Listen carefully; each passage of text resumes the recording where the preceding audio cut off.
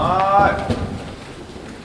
Siellä laukkaat sen hevosen kanssa eteen. Älä ole vaan, että sä odotat. Noin, ja sit sä voit odottaa. Hyvä.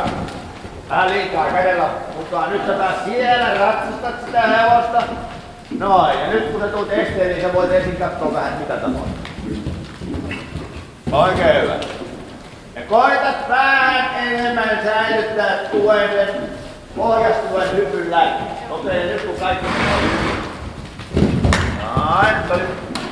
Se pikkusen liikaa, mutta se oli jo.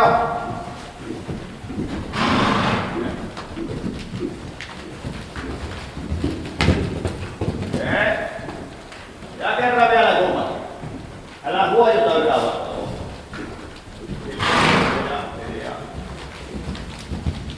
Noin. Ja nyt taas tehokkaasti kaarteen läpi. Ja sitten voit siinä vähän jäädä katsomaan ensin. Okei. Hyvä. Tää pari viimeistä oli hyvä.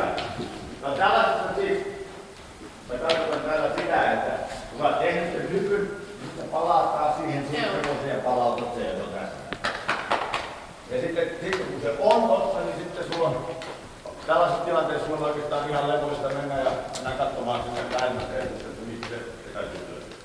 Kun että sä vaan matkustat tämän kaarteen läpi, että tulet tähän näin, ja sit sä heräät huomaamaan kaikille kuuteille, että mun hevoset tilanne, niin nyt mä rupean tässä näin tekemään. Tuolla on kuntoon ja sitten